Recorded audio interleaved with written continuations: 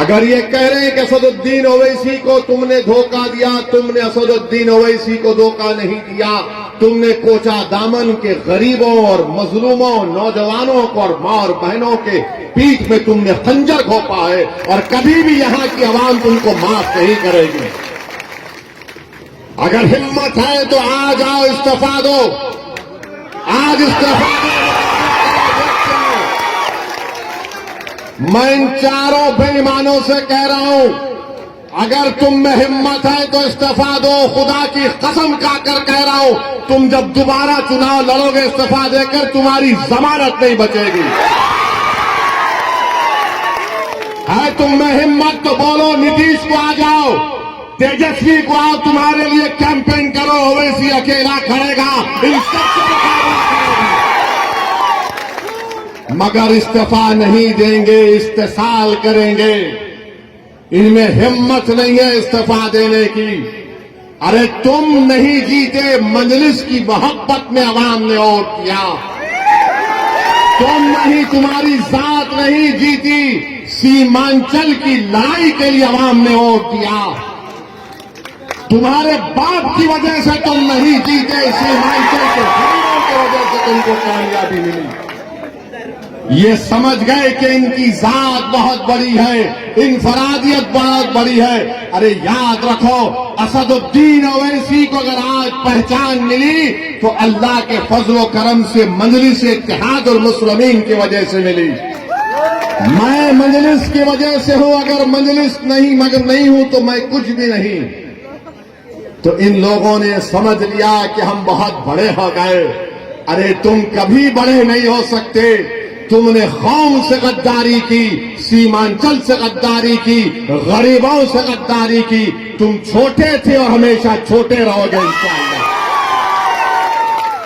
मेरे अजीज दोस्तों और बुजुर्गों, ये चार के चार जब निकलकर लालू के घर पर गए तो किसी ने मुझे तस्वीर भिजाई थी कि ये चार के पैर में चप्पल नहीं है, नंगे पैर बैठे हैं।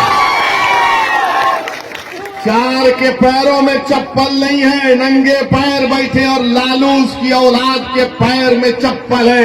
ये तुम्हारी इज्जत है। अरे हम तो तुमको अपने कंधे पर बिठाया था सीमांचल की जनता ने। सीमांचल की जनता ने तुमको अपनी आंखों का नूर बनाया था, अपनी पहचान बनाया था, मगर तुमको इज्जत रास नहीं आई। तुम चले गए, उसके पैरों में चले गए, तुम लालू के परिवार के। यहां पर महागठबंधन ने सीमांचल में जनसभा की तो इसी कोचा दामन के मौसूफ ने आखिरी सफ पे उनको बिठा दिए और फोटो डाल रहे कि मैं बैठा हूं। अरे बेशर्मो, कभी तो अपनी इज्जत का तो ख्याल कर लेते। तुमको अल्लाह इज्जत दे रहा था, तुमको इज्जत रास नहीं आई। मगर मेरे अजीज दोस्तों और बुजुर्गों, सीमांचल किसने कहना शुरू किया? क्या राजद ने कहा सीमांचल? क्या लालू ने कहा सीमांचल? क्या नीतीश ने कहा सीमांचल? क्या मोदी ने कहा सीमांचल? सीमांचल अगर किसी ने कहा तो मजलिस इत्तेहाद और मुस्लिमीन ने कहा। आज हम सीमांचल कह रहे हैं तो सबको मजबूरी की हालत में बोलना पड़ रहा है सीमांचल, सीमांचल, सीमांचल। मैं आपसे वादा पहले भी किया था और आज भी कर रहा हूं, अगर सारी दुनिया मेरी खिलाफ हो जाए तब भी अकेला असदुद्दीन ओवैसी खड़े होकर सीमांचल की लड़ाई लड़ेगा। मैं दुनिया के खिलाफ जाने को तैयार हूं। और जो लोग धोखा दिए सीमांचल की आवाम को, सुन लो, अल्लाह सुब्हाना व तआला तुमको जलील और रुस्वा करेगा। अरे 2025 आएगा, तुम मुंह नहीं खोल सकते तुम्हारे सियासी आकाओं के सामने।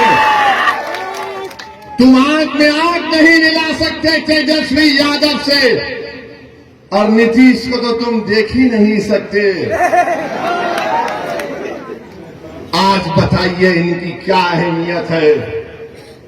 ये मीर जाफर और मीर सादिक की तारीख को उन्होंने दोहराया है। जिसने टीपू सुल्तान को सिराजुद्दौला को धोखा दिया, ये इन्हीं लोगों के जानशीन है। मैं इनको मुबारकबाद देता हूं कि तुमने मीर जाफर और मीर सादिक की उस गद्दारी को तुमने जनता के सामने याद दिला दिया। अब जनता जान चुकी है, अवाम जान चुकी है। ऐवान असेंबली में अगर कोई लड़ता है सीमांचल के लिए तो ये लोग मंत्री बनकर बैठ गए, अपनी गर्दन मोटी कर लिए, अपनी गर्दन को मोटी कर लिए, और मगर सीमांचल के बारे में बात नहीं कर सकते। अगर कोई जुल्म के खिलाफ आवाज उठाता है बिहार की विधानसभा में तो उसका नाम अख्तरुल ईमान है। अख्तरुल ईमान अकेला है, मगर मुझे यकीन है कि कोचा दामन में एक ही शेर काफी इनकी दौड़ के। अख्तरुल ईमान लड़ता है ऐवान में, अकेला है। 5-5, 6-6 मिनट की तकरीर अख्तरुल ईमान की उठाकर देख लो आप। अख्तरुल ईमान सच्चाई को बयान कर रहा है, हुकूमत से लड़ रहा है, सवालात पूछ रहा है कि उर्दू टीचर का क्या हुआ जब वो मासूम 8 साल के बच्चे को सीवान में पकड़कर जेल में डाल दिया गया। उसके गले में रस्सी थी, उस बच्चे का नाम रिजवान, 8 साल का बच्चा। ये जितने बिहार के विधानसभा में मुसलमान एमएलए जीत कर गए, क्या रिजवान तुम्हारा बेटा नहीं था इसलिए तुमने आवाज नहीं उठाई? 8 साल का रिजवान गले में रस्सी डालकर 1 हफ्ता वो अपनी मां से दूर रहा। उसकी मां पुकार पुकार कर कह रही है कि मेरा बच्चा बच्चा है। वो 16-17 साल का नहीं है। मगर बिहार में क्या बीजेपी की सरकार थी या गठबंधन की सरकार थी जो गुंगी बनकर बैठी हुई थी? रिजवान की मां पुलिस स्टेशन के आगे 8 दिन तक अपने लखते जिगर के लिए तड़पती रही कि मेरा बेटा अंदर है, मैं कैसे बाहर जिंदा रह सकती हूं। ये इंसाफ महागठबंधन का। 8 दिन तक एक मां अपने 8 साल के बच्चे की को तड़पती रही। किसने रिजवान के खिलाफ आवाज उठाई? किसने रिजवान की तकलीफ को अपने बेटे की तकलीफ की तरह महसूस किया? किसने उस तड़पती हुई मां के आंसुओं को समझा? वो मजलिस इत्तेहादुल मुस्लिमीन और असदुद्दीन ओवैसी और अख्तरुल ईमान थे जिन्होंने रिजवान के लिए आवाज उठाई। ये महागठबंधन के लोग क्यों नहीं बोले रिजवान के बारे में? अरे तुम बोलो ना रिजवान के बारे में, तुमने क्यों नहीं बोला?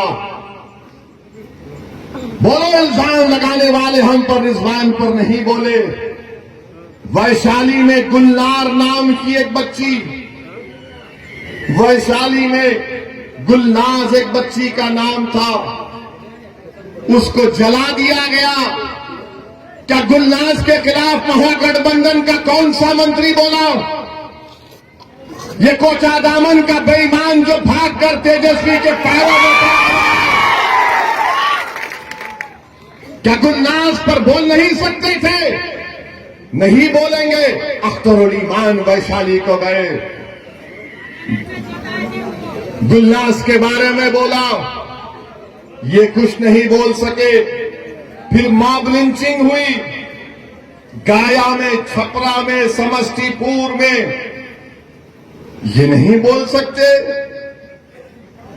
मॉब लिंचिंग हुई मुसलमानों की, ये नहीं बोल सकते। किसके खिलाफ बोल सकते हैं ये तमाम बेईमान लोग? मालूम आपको किसके खिलाफ इनकी जबान चलती है? गुलनाज पर नहीं बोलेंगे, रिजवान पर नहीं बोलेंगे, बेगूसराय समस्तीपुर के मॉब लिंचिंग पर नहीं बोलेंगे। किसके खिलाफ बोलेंगे? ओवैसी के खिलाफ बोलेंगे। ये बी टीम है, वो फुला टीम है, ये उससे मिला हुआ है। अरे बेईमानो, तुम बुज़दिल हो, तुम मौत से डरने वाले हो, मैं मौत को अपनाने वाला हूं। तुम मेरे खिलाफ बोल सकते मगर तुम्हारी जबानें गूंगी क्यों पड़ गई? तुम रिजवान के बारे में नहीं बोले, गुलनाज के बारे में नहीं बोले, ये मॉब लिंचिंग के बारे में नहीं बोले, मगर इनकी जबान चलती है क्योंकि इनके जो सरों पर जो आका इनका बैठा है, इनका जो मालिक बैठा है, जो इनको पैसे देकर इनके ईमान को खरीद चुका है, जिनकी आंखों के सामने वो कठपुतली है, वो लगे बोलो इसी के ऊपर फौरन बोलना शुरू